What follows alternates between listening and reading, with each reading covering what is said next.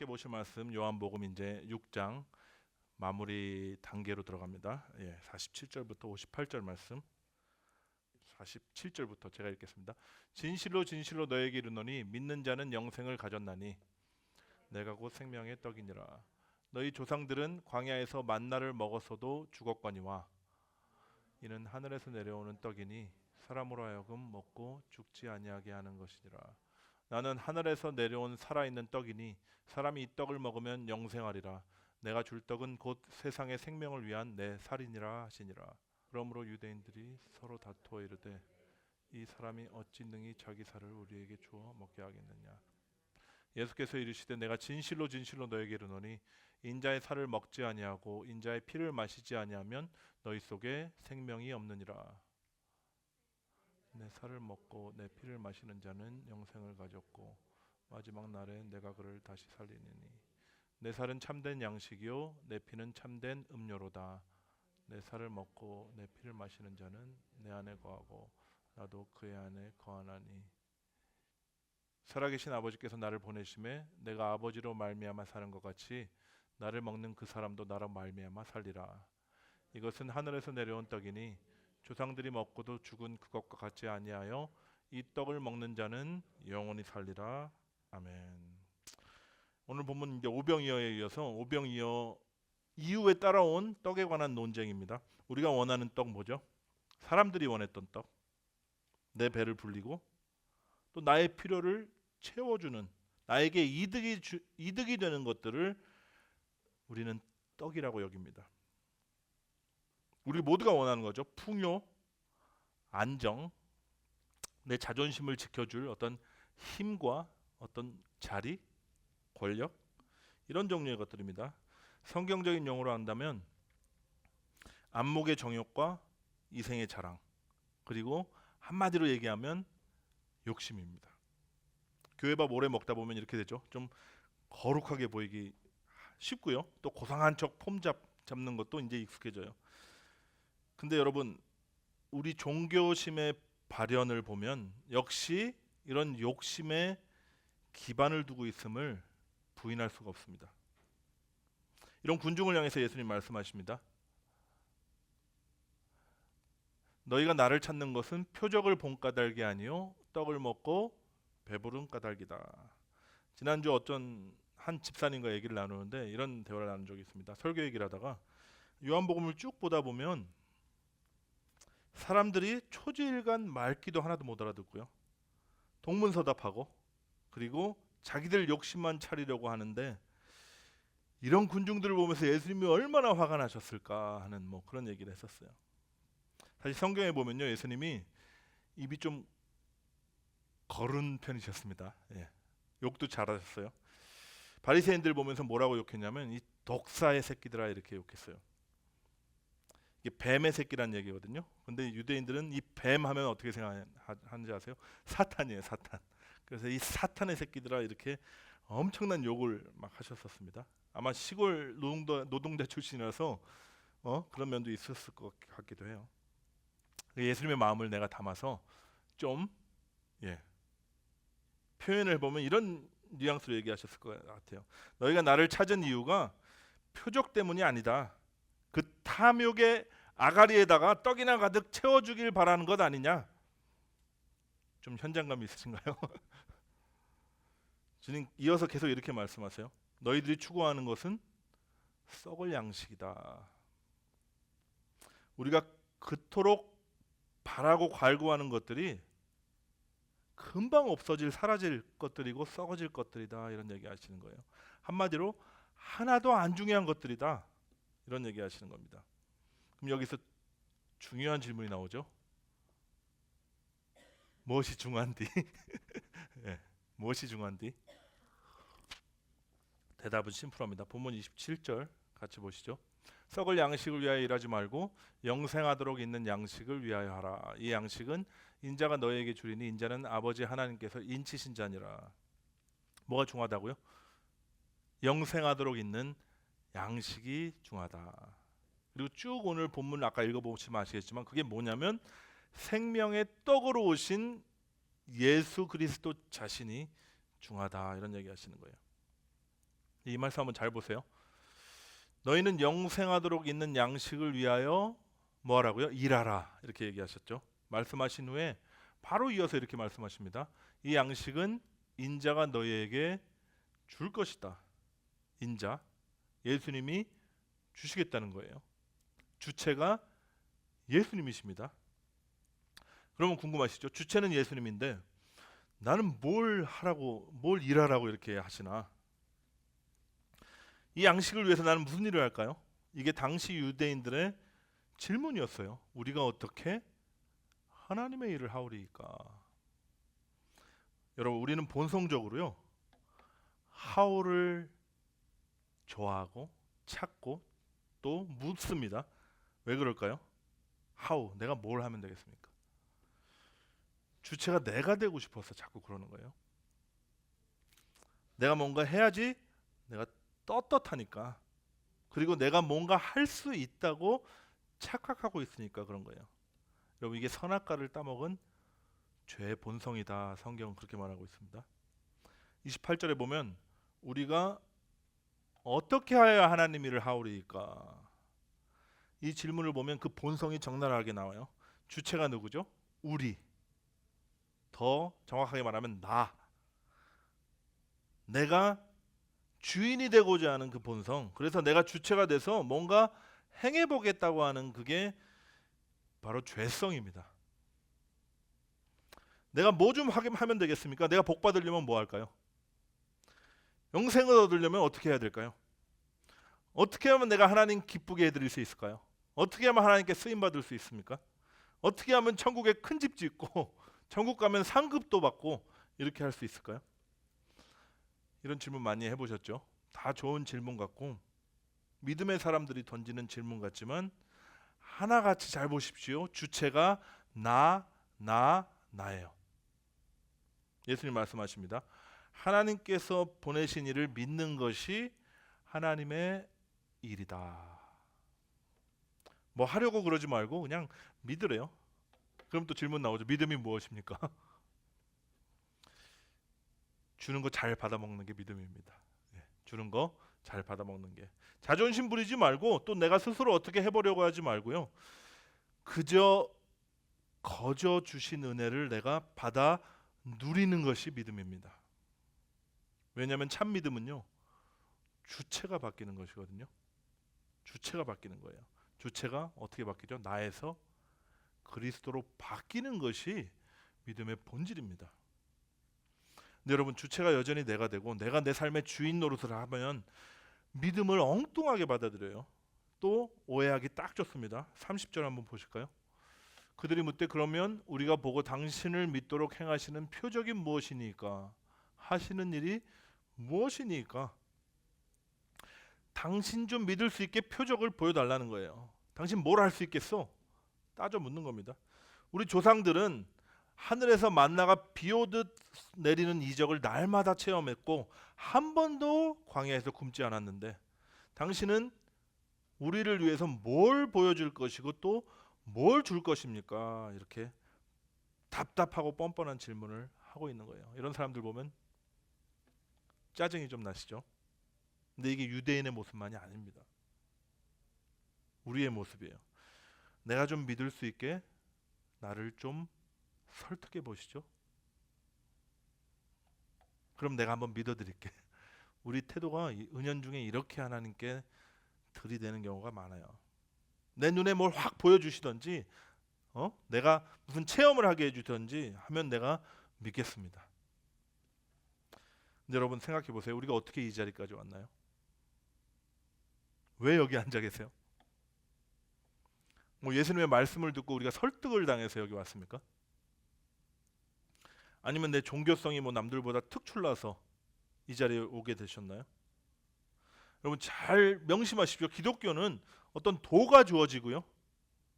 이 도를 설명해주고 각자가 노력하고 결단해서 소위 믿어서 그 도에 이르는 그런 종교가 아닙니다. 요한복음 6장 44절 보면요. 예수님 말씀처럼 아버지께서 이끌지 아니하시면 아무도 그분께 나올 수 없는 거예요. 아버지께서 창세 전부터 우리를 택하셨고 또 그분의 때에 우리를 낳고 채셔서 강권하심으로 우리가 이 자리에 나온 겁니다. 오직 그분의 은혜였고 그분이 주체였어요. 그리고 이 모든 은혜의 시작이 어디서 시작됐죠? 바로 예수 그리스도의 십자가에서 시작됐습니다. 십자가는요, 그리스도의 사역의 마침이다, 내가 다 이루었다 얘기하셨지만 우리 입장에서는 우리의 생명의 시작입니다. 오늘 본문이 예수님께서 아직 십자가 지시기 전이죠. 이 말은 알아들을 수 있는 사람 하나도 없었다는 얘기예요. 근데 그럼에도 불구하고 우리 주님께서 알아듣지도 못할 사람들한테 알아듣기도 힘든 얘기를 하신 이유가 있습니다.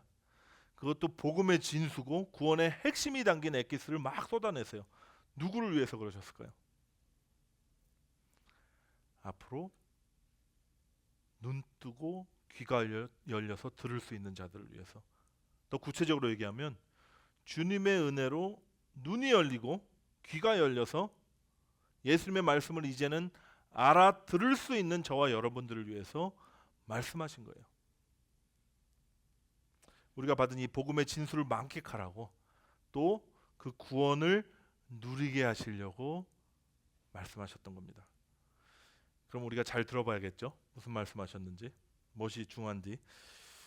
우리에게 가장 중요한 것 계속 말씀하십니다. 말씀이 여러 개니까 제가 좀 빨리 읽겠습니다. 내 아버지께서 너에게 하늘로부터 참떡을 주시나니 하나님의 떡은 하늘에서 내려 세상에 생명을 주는 것이니라. 이게 32절 하반부터 33절이죠.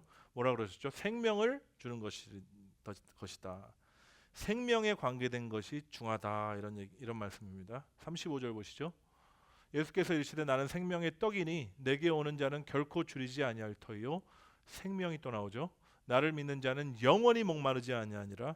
영원히 목마르지 아니하니라. 생명 나왔고 영원한 것 이렇게 나와요. 영원한 것이 중하다, 이런 말씀이시고요.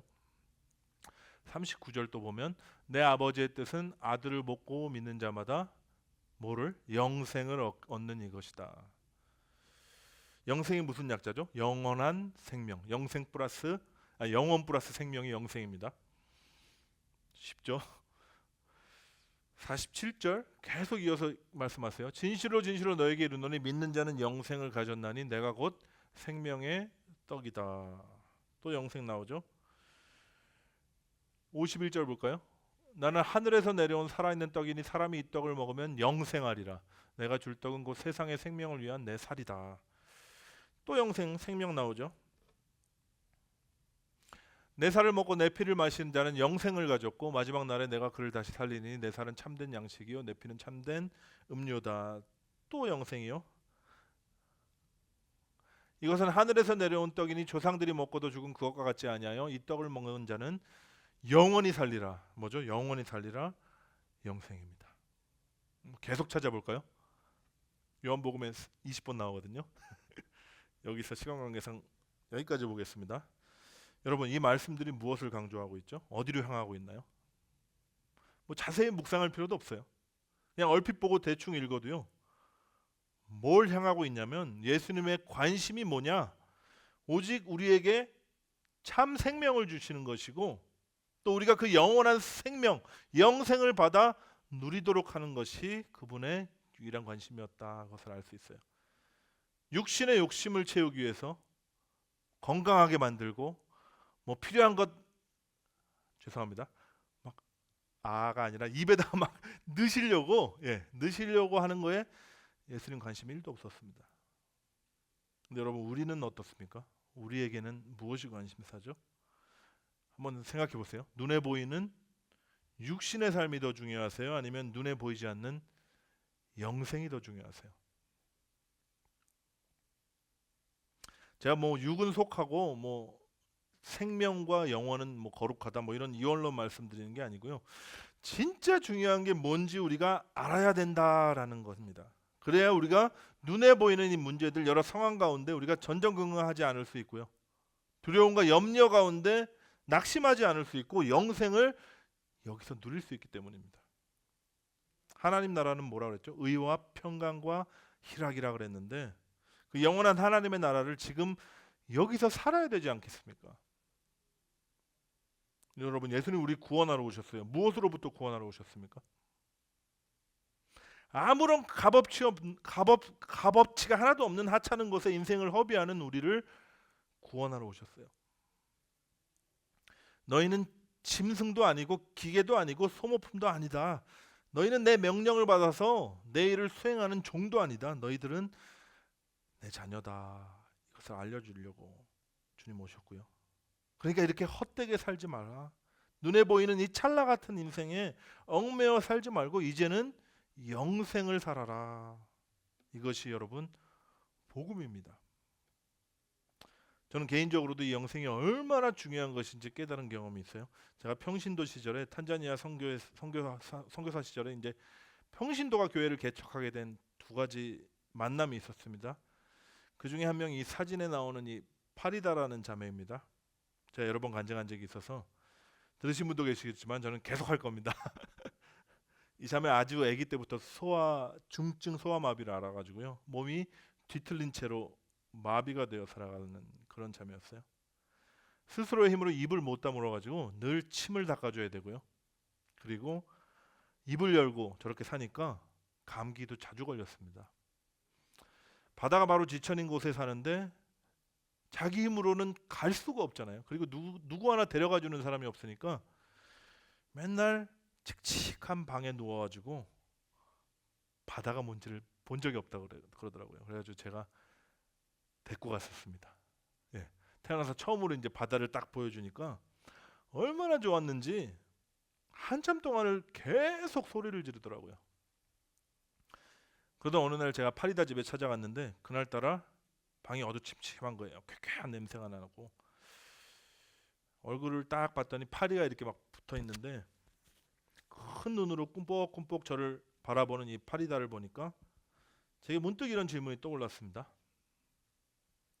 하나님, 이 파리다를 왜 창조하셨습니까? 왜 이런 모습으로 세상에 보내셨나요? 평생 이 어둡고 쾌쾌한 방에 뒤틀린 채 누워 있으라고 하나님 보내셨나요? 내심 이런 대답을 기대를 했었어요. 너희들의 사랑을 받기 위해서 내가 이 자매를 이렇게 보냈다. 이런 대답이라든지 아니면 성경에 나오는 말씀이죠.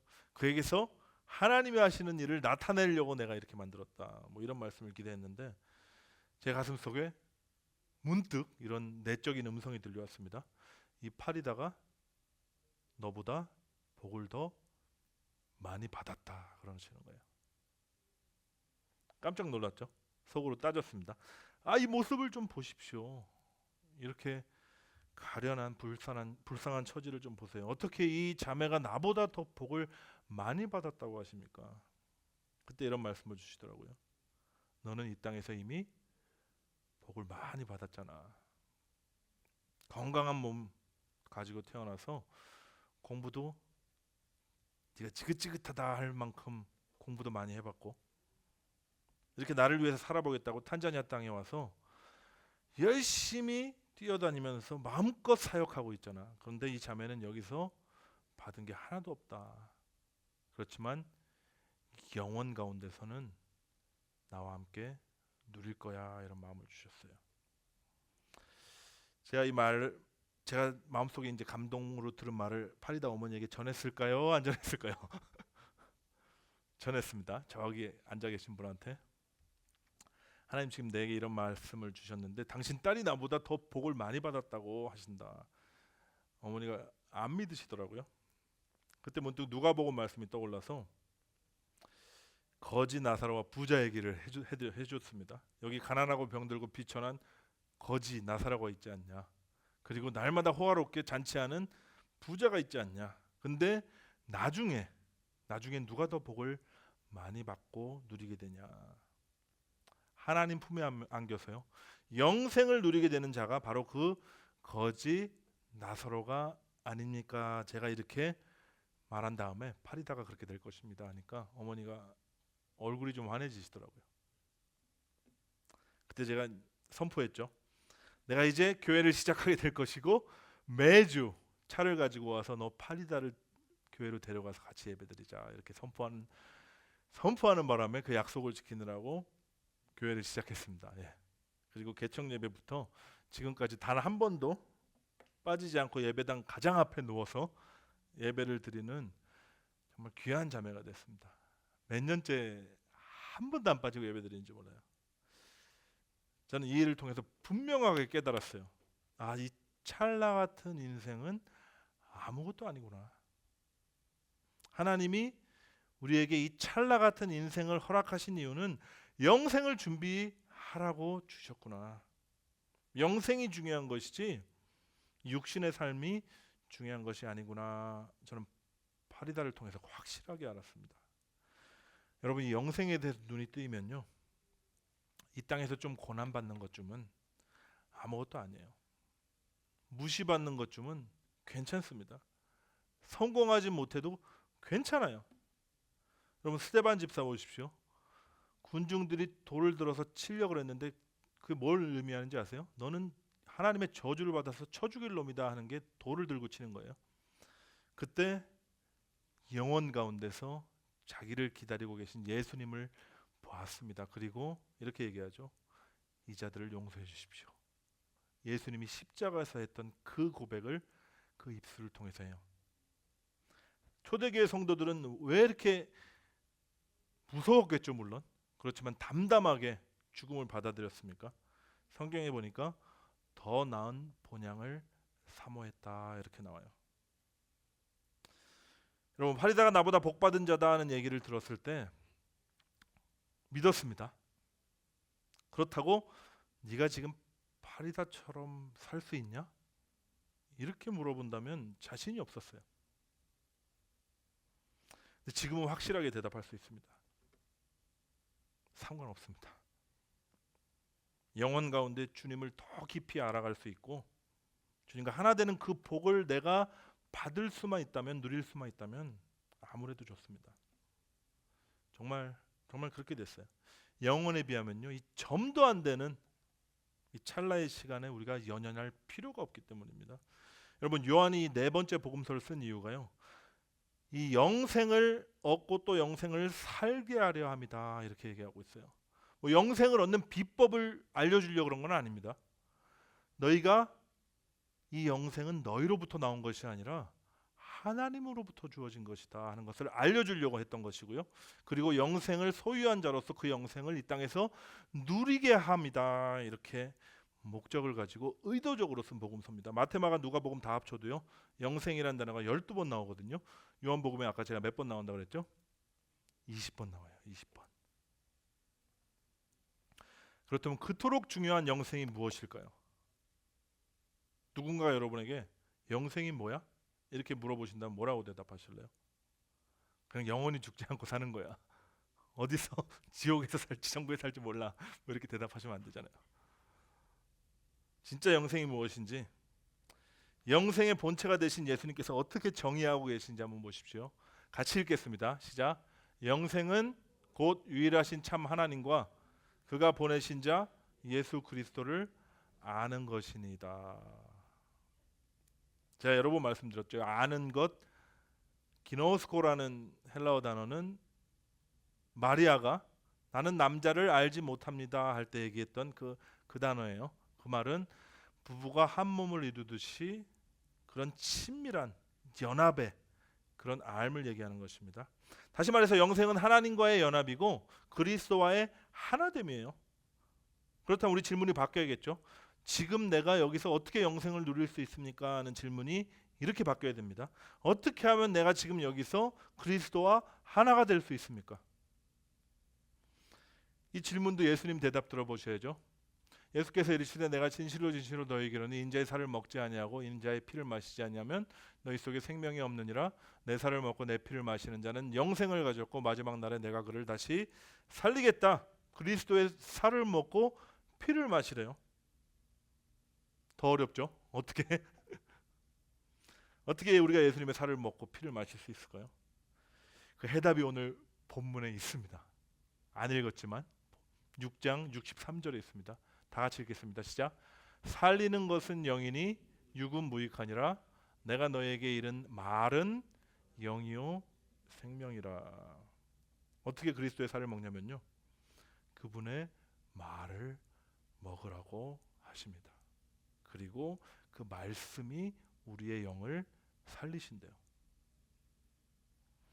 하루에 성경 몇 장 읽고 뭐 기도 몇 시간 해라 이런 종교적인 행위를 얘기하시는 게 아니라요. 그리스도의 말씀을 그분의 영으로 받아들이고 생명을 우리가 받으라는 그런 얘기예요. 그리스도를 더 알기 위해서, 그분을 더 사랑하며 그 품 안에 거하기 위해서 우리가 말씀을 듣고 읽고 묵상하라는 겁니다. 이게 그리스도를 먹고 마심으로 영생을 지금 여기서 누리는 비결이에요. 싱거우신가요? 뭐 대단한 비법이 있을 줄 알았는데 말씀을 먹으라니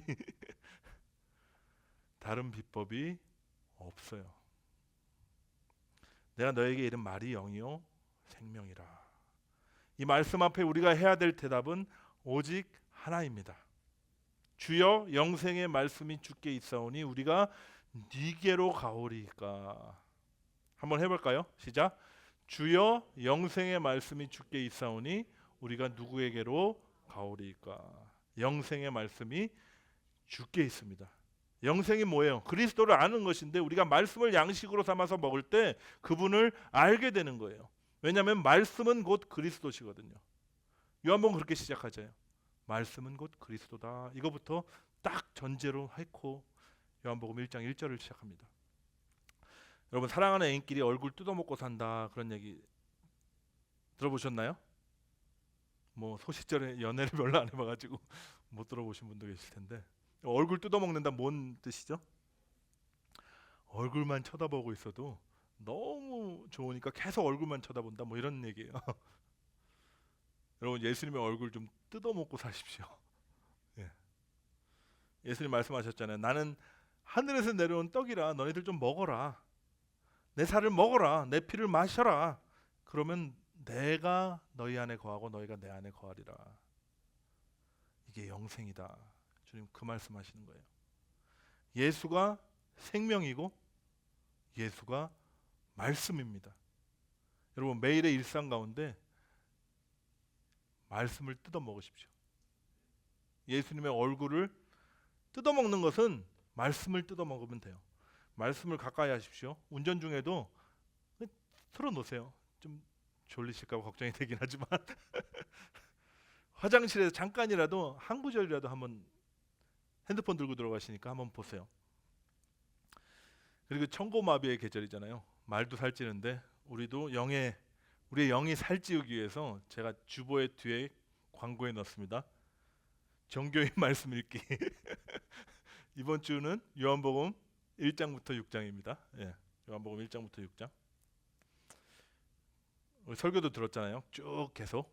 그러니까 그 말씀을 천천히 읽어보시면 나에게 속삭이는 예수님의 음성이 들리실 거예요. 나를 먹고 마셔라. 나와 하나 되자. 나와 연합하자. 나는 네 안에 있고 네가 내 안에 있는 내가 네가 되고 네가 내가 되는 이 참다운 관계를 우리 누리자. 이런 음성을 여러분 들으실 거예요. 우리의 대답은 하나뿐이죠. 우리가 찬양 가운데 이제 고백할 텐데 예수가 나의 전부이십니다. 예수님 충분합니다. 그리스도로 나를 채워주십시오. 이 찬양으로 우리의 마음을 고백하면 좋겠습니다. 하나님 아버지, 이 찰나 같은 삶 가운데 우리가 눈에 보이는 것에 얽매여서 근심하고 걱정하고 괴로워하며 그렇게 종처럼 살지 않도록 우리를 구원하여 주신 하나님, 그 예수 그리스도의 그 은총을 이 시간 감사를 드립니다. 하나님의 나라 그 영생을 지금 여기서 살게 하옵소서. 영원히 주님 알아가게 하옵시고 영원히 주님 알아가는 만큼 주님 사랑하게 하옵시며 주님과 온전한 연합을 이루게 하옵소서. 오늘 주님 앞에 나오면서 우리의 마음과 우리의 삶을 담아서 올려드리는 모든 귀한 예물도 주님 기쁘게 받아주시고 주님 날마다 예수 그리스도로 충만케 하옵시며 주님으로 인해 어떠한 상황과 환경 가운데서도 평강과 기쁨을 풍성하게 누리는 복된 성도들 되게 하옵소서.